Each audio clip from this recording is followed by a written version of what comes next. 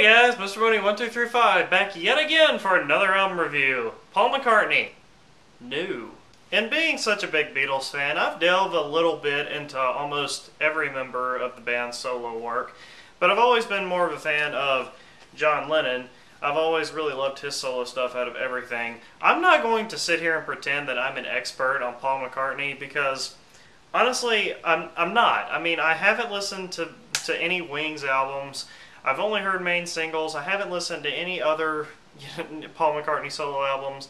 So I'm not going to sit here and pretend to you guys that I have a whole lot of room to speak on this album. But honestly, for some reason, just the shadow of a doubt, I just decided to go and fucking listen to this thing because I heard it was coming out. I'm a huge Beatles fan. I heard the song New. I really liked it. And I just thought this album would be a fun listen.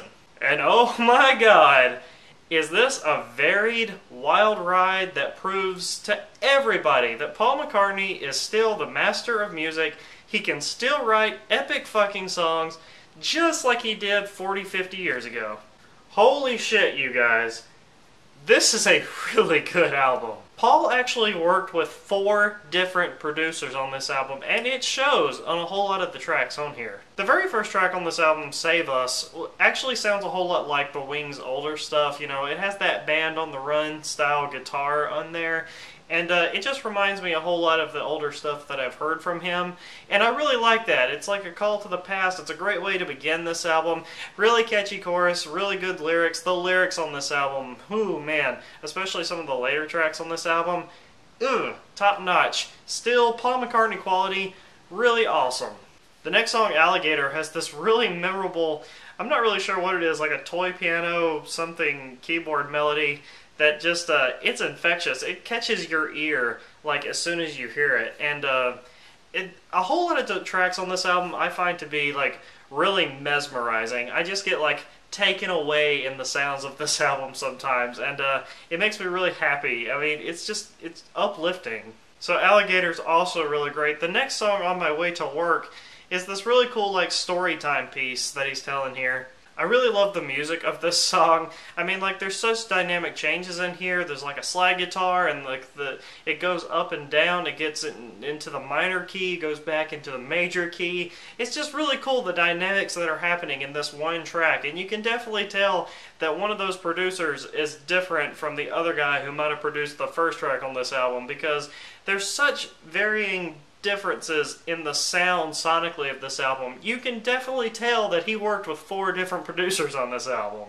He even talks about that in this little story that's inside the album, about how he was like, I was worried that it might sound too different, but we did that on our Beatles albums back in the 60s and that turned out fine. And I think that's great. A whole lot of people like albums to be consistent. I like shit to bounce all over the fucking place, and I think this does a great job of it. The next song on this album, Queenie Eye, I think is really awesome. It's just a pumping rocker. Kind of reminds me of Save Us there at the beginning. It's just another really fast-moving, highly energetic song. Really catchy chorus in there.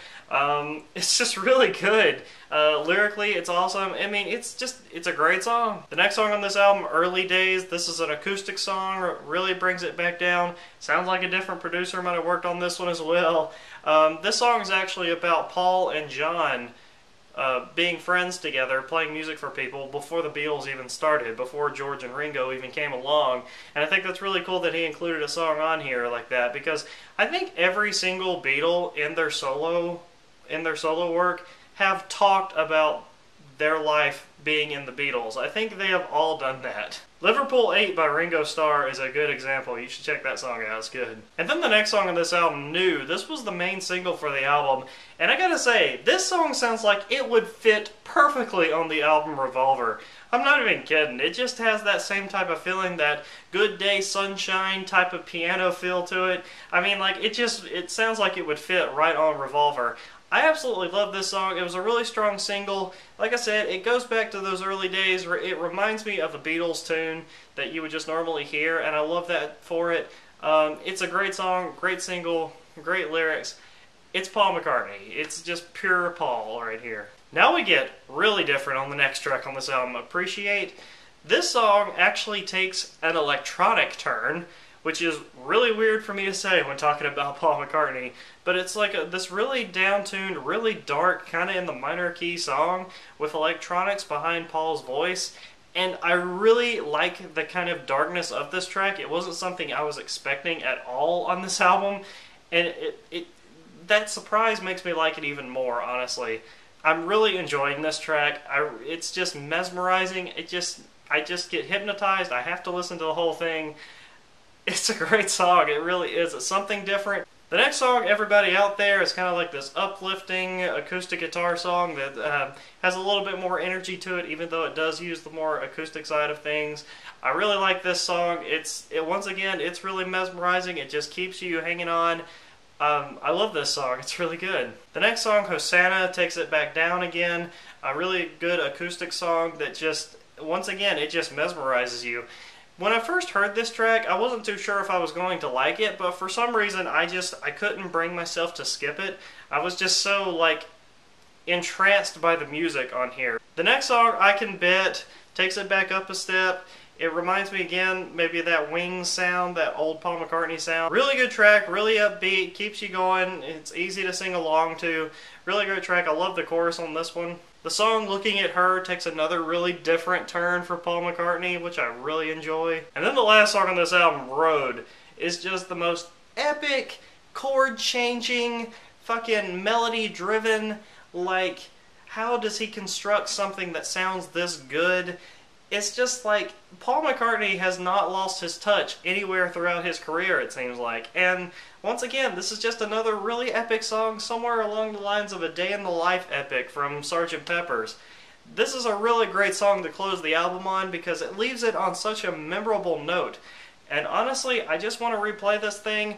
I love the variety that Paul McCartney offers on here. I think more people should work with 4 different producers. I mean, because it really worked out for him on here. I'm really enjoying this album. I'm going to be listening to this thing for a long time. It's a great album. Check it out, you guys. Some people might not like the dynamics that are going on in this album because it is so different from track to track, but me personally, it's just something that I'm into, and some people might not even like the slower acoustic songs on this album, like Hosanna. I can understand that. So, check it out, see what you think. I'm loving this thing. I'm going to be listening to it for a while. Mr. Mooney 1 2 3 5. I'll see you guys later.